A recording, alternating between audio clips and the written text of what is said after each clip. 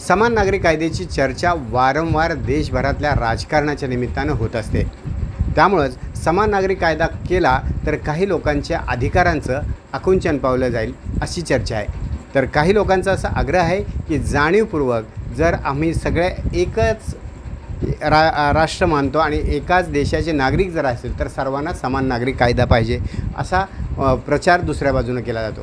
समान नागरी कायदा येणं खरंच किती हिताचं आहे, समान नागरी कायदा आणणं किती तांत्रिकदृष्ट्या सोपं आहे आणि दुसरी गोष्ट राज्यघटनेनं काय मार्गदर्शन केलं आहे समान नागरी कायद्यासंदर्भात, या संदर्भात चर्चा करण्यासाठी आपल्यासोबत आहेत ॲडव्होकेट कीर्ती ढोले, जे राज्यघटनेचे अभ्यासक आहेत आणि या विषयावर आपण त्यांच्याकडनं जाणून घेणार आहे कितपत सोपं आहे. तर मला असं विचारायचं आहे की राज्यघटना काय सांगते, समान नागरी कायद्याची जी चर्चा वारंवार होती की आम्ही समान नागरी कायदा लागू करू, काय तोटा आहे, काय फायदा आहे आणि काय म्हणते राज्यघटना?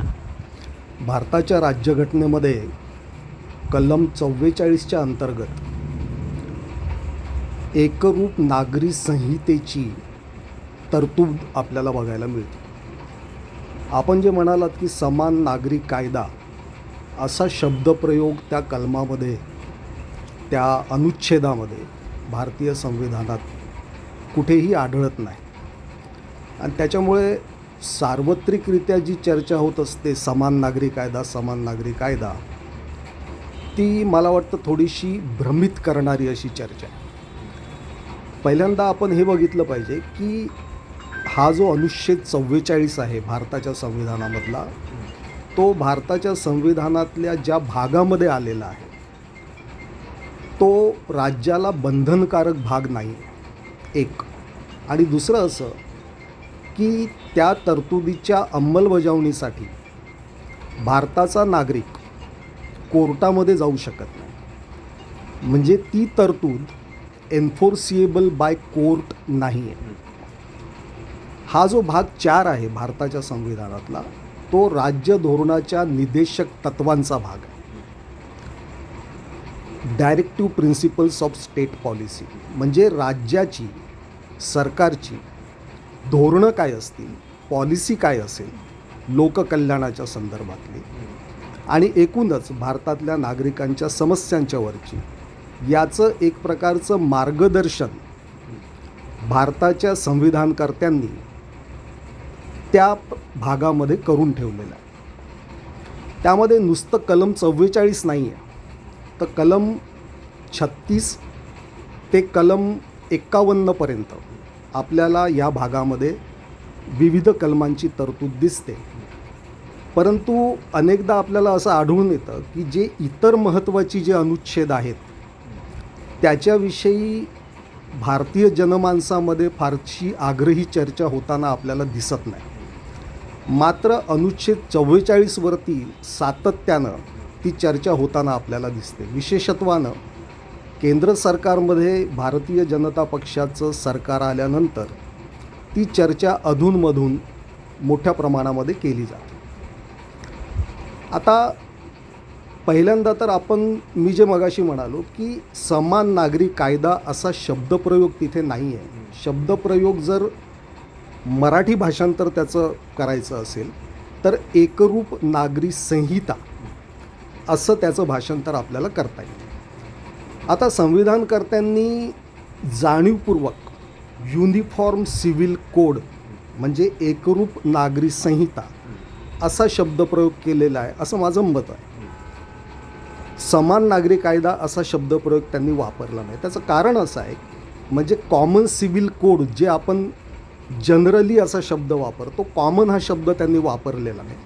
त्याचं कारण असं आहे की कॉमनचं जर मिनिंग तुम्ही घेतलं तर सारखं असा त्याचा अर्थ होतो आणि सारखेपणामध्ये काही लोक वेगळे असू शकतात गर्भित अर्थामध्ये, आणि तो शब्दप्रयोग म्हणून जाणीवपूर्वक संविधानकर्त्यांनी टाळलेला आहे आणि युनिफॉर्म म्हणजे एकरूप असा शब्दप्रयोग त्यांनी त्या ठिकाणी केलेला आपल्याला दिसतो. दुसरा त्यांनी शब्दप्रयोग केलेला आहे तो म्हणजे कोड, लॉ किंवा ॲक्ट असा शब्द त्यांनी वापरलेला नाही. आता कोड आणि लॉमध्ये किंवा ॲक्टमध्ये जो मूलतः फरक असतो तो असा आहे की कोड हे विविध कायद्यांचा समुच्चय असतं.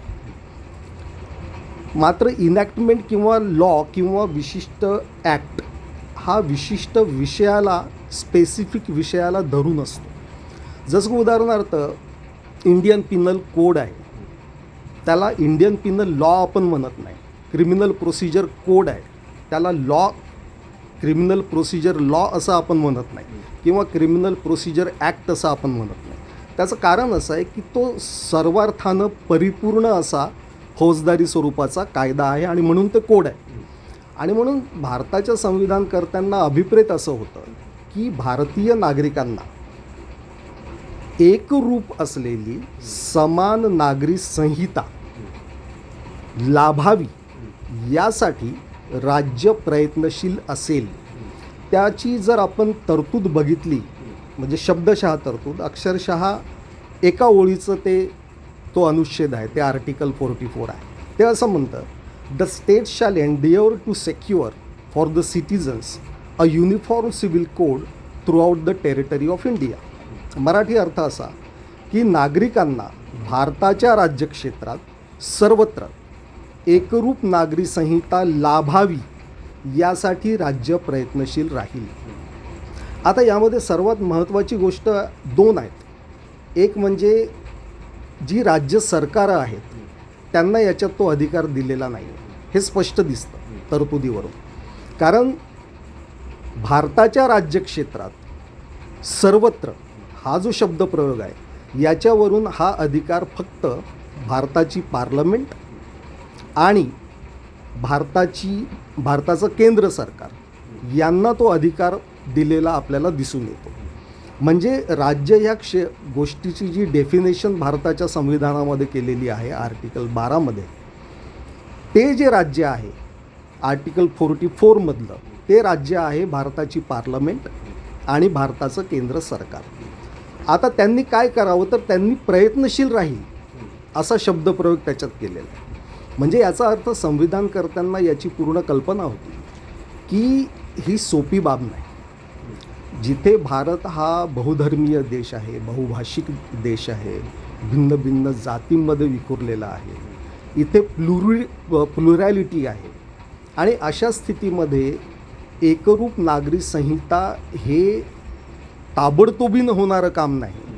आणि म्हणून त्यासाठी राज्याने प्रयत्नशील राहावं अशी अपेक्षा भारताच्या संविधानकर्त्यांनी केलेली आपल्याला दिसते ह्या आर्टिकल भारताच्या संविधानामध्ये आणताना. पण विरोध ज्या वेळेला समान नागरी कायद्याची चर्चा होती त्यावेळेला विरोधातला जो सूर असतो, नक्की काय अडथळे प्रॅक्टिकल दिसतात ज्याच्यामुळं हा सूर निघतो विरोधाचा? खरं म्हणजे विरोधाचा सूर एकरूप नागरी संहितेला त्याच्या विरोधामध्ये निघतो या मताशी मी सहमत नाही. त्याचं कारण असं आहे की ज्यावेळेस तुम्ही त्या तरतुदींचा बागुलबुवा करता त्यावेळेस अनाठाही विरोध होणं क्रमप्राप्त आहे. जर तुम्ही त्याची सांगोपांग व्यवस्थित आणि फॅक्च्युअल रिॲलिटीच्या बाबतीतली जर चर्चा केली तर विरोध अजिबात होणार नाही. त्याचं कारण सांगतो. मग यासाठी आपल्याला थोडंसं पार्श्वभूमीमध्ये जावं लागेल. हे जे आर्टिकल 44 इंडियन कॉन्स्टिट्यूशनमध्ये आलेलं आहे ते आधी आर्टिकल 35 होतं ड्राफ्ट कॉन्स्टिट्यूशनमध्ये. त्याच्यावरती भारताच्या संविधान सभेमध्ये चर्चा झालेली आहे आणि त्या चर्चेमध्ये मुस्लिम सभासदांनी 5-6 मुस्लिम सभासदांनी सहभाग घेतला, जे संविधान सभेचे सदस्य होते. मुंशी, नंतर अल्लादी कृष्णस्वामी अय्यर यांनी त्या चर्चेमध्ये सहभाग घेतलेला दिसून येतो. आणि सरतेशेवटी त्या चर्चेचा शेवट डॉक्टर बाबासाहेब आंबेडकरांच्या अत्यंत छोट्या अशा भाषणाने झालेला आपल्याला दिसून येतो. त्यावेळेस मुस्लिम सभासदांनी जी मतं मांडली होती या युनिफॉर्म सिव्हिल कोडच्या बाबतीमध्ये, त्यांची एक भीती होती जी एकदमच निराधार आहे असं म्हणता येणार नाही. ती भीती त्यांनी आपापल्या भाषणामध्ये व्यक्त केली होती त्या मुस्लिम सभासदांनी. ती भीती अशी होती की त्यांना भारताच्या होऊ घातलेल्या संविधानाने जे धर्मविषयक अधिकार दिलेले आहेत, जे सांस्कृतिक आणि शैक्षणिक अधिकार दिलेले आहेत, ते युनिफॉर्म सिव्हिल कोडच्या माध्यमातून मारले जाता कामा नयेत भविष्यामध्ये, ही ती भीती होती. ही भीती निराधार असल्याचं डॉक्टर बाबासाहेब आंबेडकरांनी 23 नोव्हेंबर 1948च्या आपल्या संविधान सभेच्या भाषणामध्ये स्पष्टपणे सांगितलेलं आहे. आणि त्यांनी हे सांगितलं की ही भीती निराधार आहे. मला उलट मी काही मुस्लिम सभासदांची भाषणं ज्यावेळेस चालली कॉन्स्टिट्युएंट असेंब्ली डिबेट्समधली, तर मला असं आढळून आलं की काही मुस्लिम सभासदांनी तर अक्षरशः युनिफॉर्म सिव्हिल कोड असलं पाहिजे असं समर्थन केलेलं आपल्याला दिसून येतं. त्यापैकी एका सभासदांचं मी तुम्हाला कोट करतो, ते त्यांच्या भाषणात काय म्हणाले. हुसेन इमाम नावाचे संविधान सभेचे सदस्य होते बिहार प्रांतातले. त्यांच्या भाषणातला छोटासा अंश मी कोट करतो. ते असं म्हणतात, and I quote, it is all right and a very desirable thing to have a uniform law, but at a very distant date. For that we should first await the coming of that event when the whole of India has got educated, when mass illiteracy has been removed, when people have advanced, when their economic conditions are better, when each man is able to stand on his own legs and fight his own battles, then you can have uniform laws. याचा अर्थ असा की मुस्लिम मंडळी जी भूमिका मांडत होती uniform civil कोडच्या चर्चेमध्ये,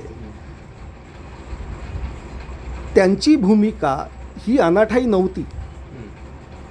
आणि म्हणून मी मगाशी म्हणालो की मार्गदर्शक तत्त्व जी आहेत डिरेक्टिव्ह प्रिन्सिपल्समधले जे इतर आर्टिकल आहेत ज्यामध्ये अत्यंत महत्त्वाच्या अशा तरतुदी आहेत लोककल्याणाच्या संदर्भातल्या, त्याकडे लोक दुर्लक्ष करतात. मात्र ही तरतूद आर्टिकल 44ची युनिफॉर्म सिव्हिल लॉची याच्यावरती जास्त चर्चा होते. आणि ह्याच गोष्टीकडे ह्या मुस्लिम सभासदाने हुसेन नावाच्या लक्ष वेधलेलं आपल्याला 1948 सालामध्ये दिसतं. याचं एक उदाहरण आपण घेऊया. उदाहरण म्हणून की आता कस्टमरी प्रॅक्टिस आहे. फॉर एक्झाम्पल आदिवासीमध्ये काही आदिवासी जमातींमध्ये एक प्रॅक्टिस आहे की त्यांचे जे डिवोर्स आहेत ते त्यांच्या पंचायतीमध्ये बैठक होऊन घेतले जातात. आता उद्या जर तुम्ही युनिफॉर्म सिव्हिल कोड केला, आणि यांची ही प्रथा शेकडो वर्षापासून सुरू आहे. आता जर तुम्ही युनिफॉर्म सिव्हिल कोड केलं आणि असं सांगितलं की डिवोर्स हा कोर्टात जाऊनच घेता येईल, मुद्दा पहिला असा निर्माण होतो की त्या डोंगर कपारीमध्ये राहणाऱ्या आदिवासीला तुम्ही ती सुविधा उपलब्ध करून दिली आहे का, त्याचं तेवढं ते स्टेटस आहे का, त्याच्याकडे तेवढं मॅनपॉवर म्हणा किंवा आर्थिक स्रोत आहे का की तो कोर्टामध्ये जाईल, त्याला तेवढं शिक्षण आहे का. आणि ह्या सगळ्या मुद्द्याकडे ऑलरेडी मुस्लिम सभासदांनी लक्ष वेधलं होतं. आणि त्यामुळं युनिफॉर्म सिव्हिल कोड म्हणजे नागरी कायदे सर्वांना समान असावेत याचा आग्रह जरूर धरला पाहिजे. पण आता प्रश्न असा निर्माण होतो की 23 नोव्हेंबर 1948ला कलम 44 युनिफॉर्म सिव्हिल कोडचं जे आत्ताचं कलम आहे, जे पूर्वीचं कलम 35 होतं, ते ॲडॉप्ट केलं, ते स्वीकारलं भारतीय संविधानाने being the part of the constitution. त्याच्यानंतर 73 वर्षांचा कालखंड लोटलेला आहे. या 73 वर्षांमध्ये माझा प्रश्न असा की भिन्न भिन्न स्वरूपांचे नागरी प्रश्नांशी संबंधित, नागरी मुद्द्यांशी संबंधित शेकडो असे कायदे भारताच्या पार्लमेंटने निर्माण केलेत की केले नाहीत. आणि मग 1948ची जी युनिफॉर्म सिव्हिल कोडची गरज होती ती आज तेवढ्या मोठ्या प्रमाणामध्ये राहिली आहे का, हा एक मोठा मूलभूत असा प्रश्न आहे. आणि म्हणूनच डॉक्टर बाबासाहेब आंबेडकर त्या चर्चेमध्ये 23 नोव्हेंबर 1948ला भारताच्या संविधान सभेमध्ये जे बोलले त्या भाषणातले काही अंश फार महत्त्वाचे आहेत. ते असं म्हणाले त्या चर्चेला उत्तर देताना, एकतर त्यांनी मुस्लिम सभासदांची ही जी भीती होती ती अनाठाई असल्याचं सांगितलं. आणि ते असं म्हणाले की हे जे युनिफॉर्म सिव्हिल कोड जे आम्ही म्हणतोय याचं बरंचसं काम हे पूर्ण झालेलं आहे, कायद्याच्या माध्यमातून पूर्ण झालेलं आहे. त्यांच्या भाषणातले जर अंश आपण बघितले ते असं म्हणतात, आणि and I quote, we have in this country a uniform code of laws covering almost every aspect of human relationship. त्या आर्टिकलच्या चर्चेमध्ये बाबासाहेब असं म्हणतात की आज आमच्या देशामध्ये 1948 सालातले आज आमच्या देशामध्ये मानवी नातेसंबंधाशी संबंधित जे काही कायदे आहेत ते युनिफॉर्म आहेत, एकरूप आहेत, सर्व धर्मियांना समान पद्धतीनं लागू होणारे आहेत. पुढे असं म्हणतात की I can cite innumerable enactments which would prove that this country has practically a civil code uniform in its content and applicable to the whole of the country. पुढे असं म्हणतात the only province the civil law has not been able to invade so far is marriage and succession. It is this little corner which we have not been able to invade so far, and it is the intention of those who desire to have Article 35 as part of Constitution to bring about the change. हे article आणण्याच्या मागे फक्त 2 कारणं doctor Babasaheb आंबेडकरांनी सांगितली, आणि ती म्हणजे मॅरेज म्हणजे विवाह आणि सक्सेशन म्हणजे वारसा हक्क. या 2 गोष्टींमधले भिन्न भिन्न धर्मियांचे जे अस्तित्वात असलेले पर्सनल लॉज आहेत ते भिन्न आहेत, आणि ह्या 2च बाबीसाठी म्हणून हे जे हा जो अनुच्छेद आहे आर्टिकल 35 त्यावेळचं जे आताचं आर्टिकल 44 आहे युनिफॉर्म सिव्हिल कोडचं, ते आणण्यात आलेलं आहे अशी स्पष्ट भूमिका डॉक्टर बाबासाहेब आंबेडकरांनी घेतलेली आपल्याला दिसते. पुढे ते असं म्हणतात we have as a matter of fact covered the whole lot of the field which is covered by a uniform civil code in this country. We have already done it. आम्ही ते आधीच करून टाकलेलं आहे, भिन्न भिन्न कायद्यांचे इनॅक्टमेंट करून पारित करून. आय थिंक दे म्हणजे Muslims have read rather too much into article 35. It does not say that after the code is framed the state shall enforce it upon all citizens merely because they are citizens. म्हणजे बाबासाहेब असं म्हणतात की त्यावेळेच्या त्या article 35 UCC uniform civil कोडच्या जे आहे तेवढंच वाचा, त्याच्यापेक्षा जास्त नका वाचू काय, आणि अकारण भीती नका निर्माण करून घेऊ. आणि आज भारतातल्या काही सनातनी शक्ती, विशेषत्वानं मुस्लिम विरोधी ज्या शक्ती त्या असंच भूत निर्माण करतायत भारतामध्ये की त्या आर्टिकलमध्ये जे नाही ते आहे असं भासवण्याचं चित्र निर्माण केलं जातं आर्टिकल 44मध्ये, आणि युनिफॉर्म सिव्हिल कोड कसं आवश्यक आहे अशा पद्धतीची चर्चा मोठ्या प्रमाणात घडवली जाते आणि भीतीचं वातावरण निर्माण केलं जातं. म्हणजे मुस्लिम पर्सनल लॉ जो आहे ज्यामुळे जे अधिकचे संरक्षण मिळालेलं आहे त्या धर्मातल्या लोकांना, त्याचा संकोच होईल म्हणून ही भीती वाटते. आणि तसं संकोच होण्यासाठी स्पेस आहे का जी चर्चा केली जाते? नाही, तसं संकोच वगैरे त्याच्यात होत नाही. आता याच्यामध्ये एक गोष्ट आपण लक्षात घेतली पाहिजे की 1937 सालामध्ये एक कायदा बनवला गेला होता, तो म्हणजे शरीयत लॉ ज्याला आपण म्हणतो. शरीयत म्हणजे कमांड ऑफ गॉड, अल्लाहचे जे कमांडमेंट्स आहेत, तर त्या कमांडमेंट्समधून, आणि त्याचा सोर्स जो आहे तो कुराण आणि इतर काही सोर्स आहे, त्या सोर्समधून हा शरीयत लॉ झालेला आहे. हा जो शरीयत लॉ आहे तो अप्लिकेबल करण्यात आला भारतातल्या सर्व मुस्लिमांना 1937च्या कायद्याद्वारे. त्याच्यामागचं इंटेन्शन हे होतं की मुस्लिमांमधल्या ज्या विविध पंथ आहेत, ज्यांच्या चालीरीती, विवाह, वारसा हक्क, ॲडॉप्शन व मेंटेनन्स याच्या बाबतीतल्या वेगवेगळ्या आहेत, मेहर वगैरे या बाबतीतल्या, त्याच्यात एकरूपता यावी आणि सर्व मुस्लिमांना एक समान असा पर्सनल लॉ लागू व्हावा, त्या हेतूनं तो शरीयत लॉ आणला गेला होता, जो आजही अस्तित्वात आहे.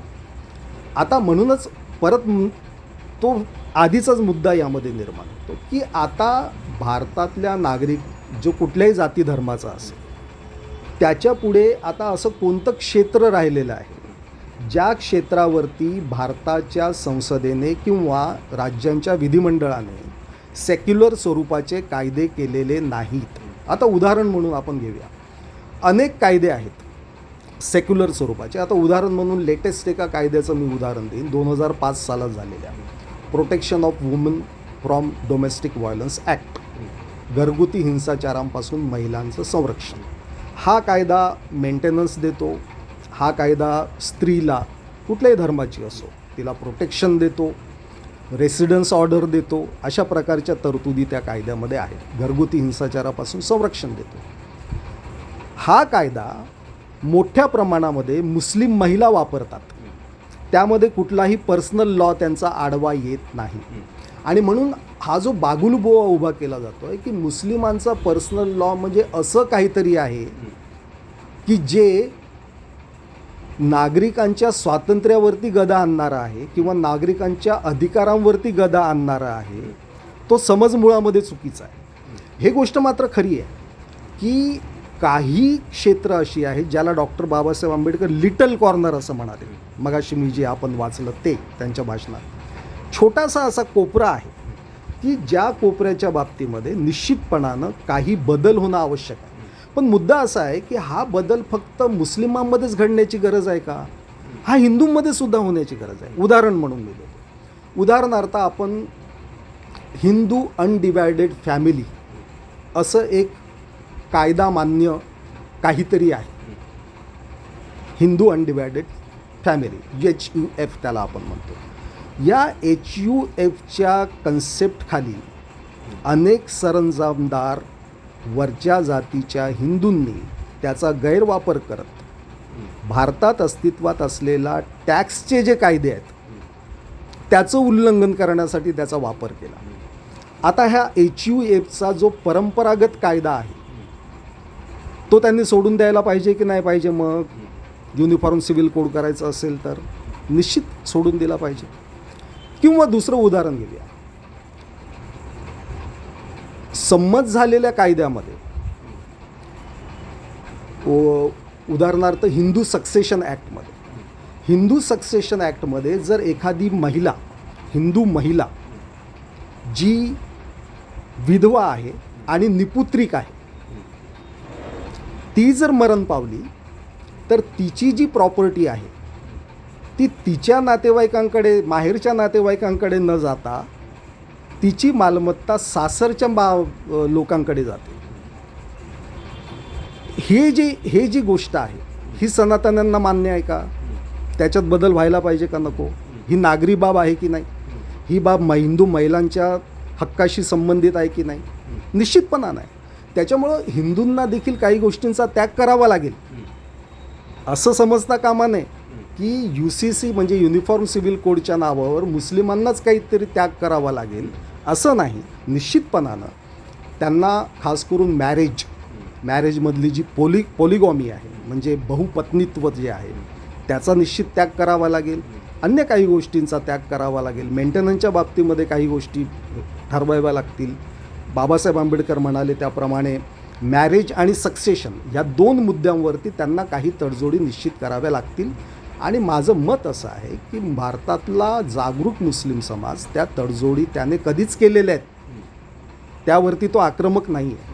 मुद्दा असा आहे की काही शक्ती भारतातल्या ज्या धर्मांध शक्ती आहेत, ज्या सनातनी आहेत, ते या कलमाचा बागुलबुवा करून जे भीतीचं वातावरण तयार करतात त्यामुळे अशिक्षित अल्पसंख्याकांकडून त्यावरती तीव्र प्रतिक्रिया उमटू शकते.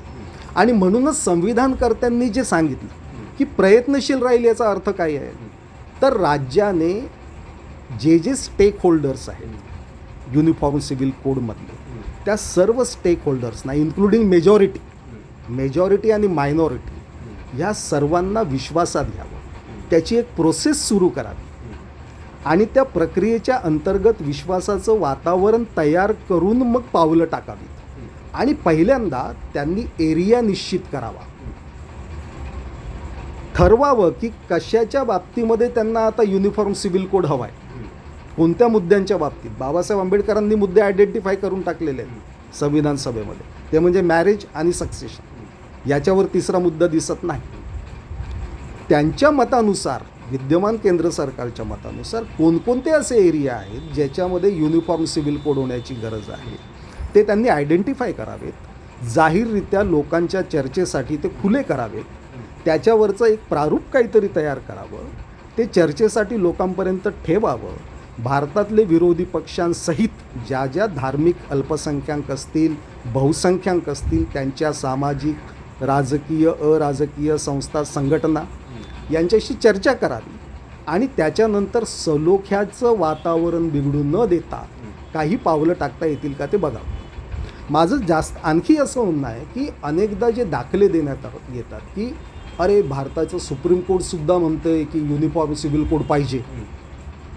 काही खटल्यामध्ये निश्चित तशी भूमिका भारताच्या सुप्रीम कोर्टाने घेतलेली आपल्याला दिसते. खास करून मी एक 3-4 खटल्यांचा या ठिकाणी उल्लेख करेन. आता उदाहरणार्थ 1985 सालातला जो अत्यंत गाजलेला खटला आहे मोहम्मद अहमद खान वर्सेस शहाबानो बेगम.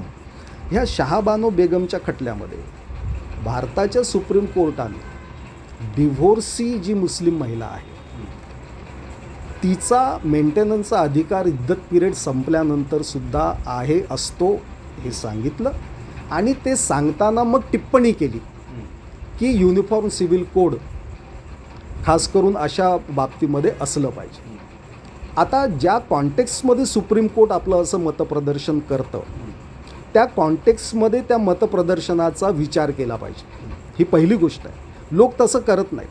लोकांना असं वाटतं, खास करून बहुसंख्याक जो अशिक्षित समाज आहे त्यांची माथी भडकवण्यासाठी असा बागुलबोवा उभा केला जातो की मुस्लिमांना त्यांच्या पर्सनल लॉच्या अंतर्गत खूप काहीतरी आगळ्या वेगळ्या सुविधा किंवा प्रचंड असे अधिकार बहाल केलेले आहेत जे कापले गेलेले पाहिजेत, जे ठोकरले गेले पाहिजेत आणि मग सर्वांना युनिफॉर्म सिव्हिल कोड लागू केला पाहिजे. वस्तुस्थिती तशी नाही आहे. वस्तुस्थिती अशी आहे की मी मगाशी म्हणालो त्याप्रमाणे की 73 वर्षांच्या कालखंडात अनेक सेक्युलर लॉ, ह्युमन रिलेशनशिप, मानवी नातेसंबंधातल्या ज्या ज्या गोष्टी असतात त्याला स्पर्श करणारे, त्या अनुषंगानं बनवलेले अनेक सेक्युलर लॉज आहेत जे बनवले गेलेले आहेत, शेकडोनं आहेत. आणि त्यामुळे आता तसं बघितलं तर युनिफॉर्म सिव्हिल कोडची खरं म्हणजे गरज नाही. आणि म्हणून मला अनेकदा आश्चर्य वाटतं की हे जो भाग 4 आहे भारतीय संविधानातला ज्याच्यामध्ये कलम अनुच्छेद 36 ते अनुच्छेद 51 म्हणजे त्यातल्या जवळपास 17 कलमांकडे भारतातल्या लोकांचं लक्षच जात नाही जे अत्यंत मूलभूत स्वरूपाचे आहेत. आता यामध्ये गंमत अशी आहे की भारताच्या संविधानकर्त्यांनी ती जी कलमं आहेत ती एन्फोर्सिएबल यासाठी ठेवली नाही कारण त्यांना असं वाटत होतं की भारतीय जनमानस, भारतातला माणूस हा विवेकशील होईल आणि तो विवेकानं विचार करून असं सरकार निवडेल जे सरकार लोककल्याणकारी पॉलिसीज ठरवेल आणि अंमलात आणेल. ही बाब म्हणून त्यांनी कोर्टात जाऊन एन्फोर्स करण्याची ठरवली नाही. हे त्यांनी भारतीय लोकांच्या विवेकावरती सोडून दिले. दुर्दैवाची गोष्ट ही आहे की मागच्या 73 वर्षात हा विवेक निर्माण झालेला आपल्याला दिसत नाही किंवा सरकारांनीसुद्धा, सामाजिक राजकीय संघटनांनी त्या दृष्टीनं प्रयत्न केलेले आपल्याला दिसत नाही. अत्यंत महत्त्वाच्या तरतुदी त्याच्यात आपल्याला दिसतात. उदाहरणार्थ उपजीविकेचे पुरेसे साधन मिळवण्याचा स्त्री आणि पुरुषांचा समान हक्क झाला आहे का प्राप्त आताच्या परिस्थितीत भारतात? उत्तर आहे नाही. समाजाच्या भौतिक साधन संपत्तीचे स्वामित्व व नियंत्रण यांची विभागणी व्हावी. आजची स्थिती काय दिसते? एक अदानी किंवा अंबानी यांच्या हातामध्ये सबंध आर्थिक साम्राज्य एकवटलेलं आहे. म्हणजे ह्या उद्दिष्टाच्या, या मार्गदर्शक तत्वांच्या विरोधात जाऊन तुमची वाटचाल झाली आहे असं आपल्याला दिसतं. पुढे पुरुष व स्त्रिया यांना समान कामाबद्दल समान वेतन आहे का तशी परिस्थिती गावखेड्यात आपण जर जाऊन बघितलं तर पुरुष कामगार जे काम करतो आणि त्याच स्वरूपाचं काम करणारी स्त्री कामगार असेल तर तिला 100 रुपये कमी दिले जातात. ही वस्तुस्थिती आहे. स्त्री पुरुष कामगार, बालके, आरोग्य, त्यांचं आरोग्य, त्यांचा विकास याची संधी त्यांना मिळावी. झालं आहे का तसं? उत्तर आहे नाही. समान न्याय व कायदेविषयक मोफत सहाय्य. आत्ता अलीकडे भारताच्या राष्ट्रपती श्रीमती आदरणीय मुर्मू यांनी मला वाटतं संविधान दिनाच्या निमित्तानं जे भाषण केलं, त्यांनी उघडपणाने असं सांगितलं की अत्यंत दुर्बल घटकातला जो माणूस आहे तो छोट्या मोठ्या गुन्ह्यामध्ये जेलमध्ये सडतो आहे, त्याला कायदेशीर सहाय्य मिळत नाही, तो जेलच्या बाहेर येऊ शकत नाही, यासाठी काहीतरी करा. हे संविधान दिनाच्या निमित्तानं भारताची राष्ट्रपती सांगतायत 2022 सालामध्ये. आणि भारताच्या संविधानाने हे मार्गदर्शक तत्त्व म्हणून तरतूद करून ठेवली आहे. झाली का त्याची अंमलबजावणी 73 वर्षात? उत्तर आहे नाही. याचप्रमाणे कामांबाबत न्याय व मानवी परिस्थिती, शिक्षण, बेरोजगारी, वार्धक्य, आजार, कामगारांना निर्वाह वेतन, त्यांना फुरसतीचे क्षण मिळावेत, ग्लोबलायझेशनमध्ये, कॉर्पोरेट सेक्टरमध्ये आजचा जो कामगार आम्ही बघतो, कर्मचारी बघतो, त्याला फुरसतीचे कोणते क्षण मिळतात? जे आधी आमच्या मिल कामगाराला तरी मिळायचे ते सुद्धा क्षण त्याला आज उपलब्ध नाहीत. आणि त्याच्यामुळं वाटचाल आपली कुठल्या दिशेला होते आहे, हे जे घोषित उद्दिष्ट होते, जे सरकारांनी करायचे होते गेल्या 73 वर्षामध्ये, त्या उद्दिष्टांची पूर्तता व्हावी या दृष्टीनं सरकारांचे प्रयत्न झाले नाहीत. आणि त्याहून दुर्दैवाची बाब अशी की लोकांमध्ये याच्या बाबतीतली जागृती निर्माण झाली. आणि म्हणून हे जी महत्त्वाची जी दुसरे अनुच्छेद आहेत, ज्या तरतुदी आहेत त्या भागामधल्या, भाग 4 मधल्या संविधानाच्या, त्याकडे लक्ष जात नाही लोकांचं, किंवा लक्ष जाऊ दिलं जात नाही मुद्दामून. आणि ज्या गोष्टी नाही आहेत त्याचं भूत नाचवण्याचा प्रयत्न केला जातो. ज्या भूताला चेहरा नाही, ज्या भूताला चरित्र नाही, ज्या भूताला काही आकार नाही, असं युनिफॉर्म सिव्हिल कोडचं बिल भूत नाचवून